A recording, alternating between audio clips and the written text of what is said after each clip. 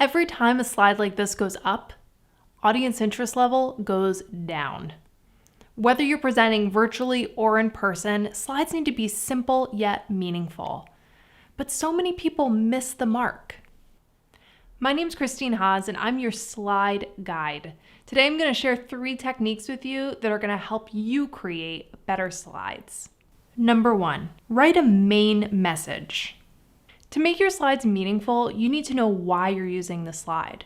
One way to do this is to write a main message for each slide and put it at the top. This is the most important takeaway for your audience. It's like the executive summary of the slide. Let's say I'm giving a talk on sensors and autonomous vehicles. For one slide, I may write, autonomous vehicles use diverse sensors with overlapping fields of view to avoid hazards. Writing your message as a complete sentence forces you to be laser focused about that slide's purpose. But don't be wordy. If you can keep your sentence to 15 words or less, that allows your audience to glance at it and read it quickly and then return to you, much like we glance at a billboard as we drive down the highway. Now, I know the common practice is to put just a phrase at the top of the slide, but if your audience is lost or confused, a sentence clarifies much better than a phrase. And when the messages are combined across the presentation, they'll tell a compelling story. Number 2, use a visual. If you have too many words on a slide, it causes something called cognitive overload. If you've ever listened to a presenter and tried to read a word-heavy slide, you've discovered that you cannot do both things at once. You're forced to make a choice. However, we can listen to a presenter and process a visual. That's why we learn more deeply from words and visuals together than simply from words alone.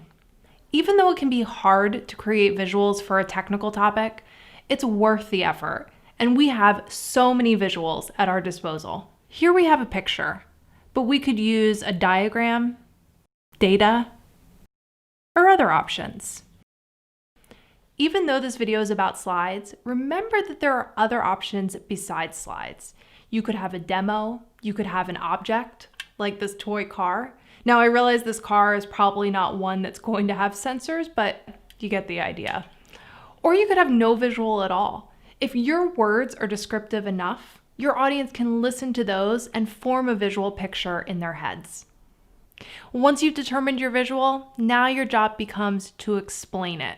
And this is a much more powerful position than reading bullet point after bullet point to your audience. Number 3, be a good tour guide for your slide.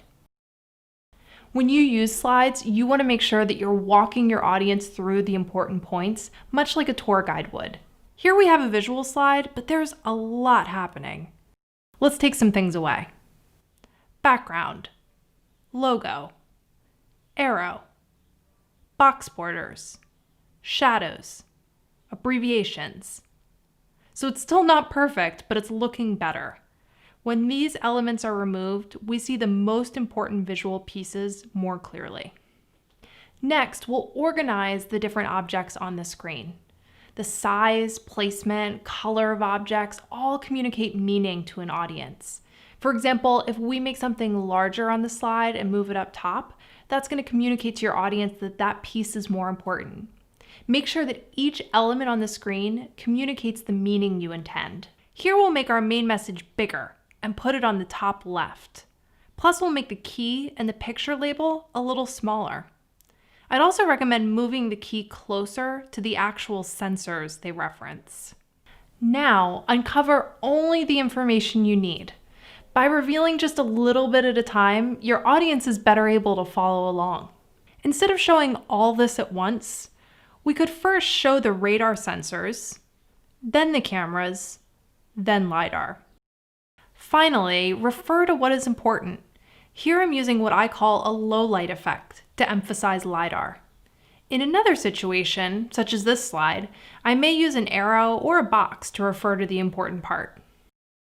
To help you remember how to be a good tour guide, these items spell out the word tour. Take out clutter, organize objects, uncover gradually, and refer to items of importance. If you use the techniques that we discussed today, your slides will be more meaningful. If you write a main message, use a visual, and if you're a good tour guide for your slide, you're going to be able to present with more confidence. Not only that, but you're going to gain appreciation from your audience because they will have a deeper understanding of your content. If you're interested in learning more, please visit my website. I've got a free slide template that you can download along with other resources. And if you're really ready to transform your slides, consider me for a group training or individual coaching.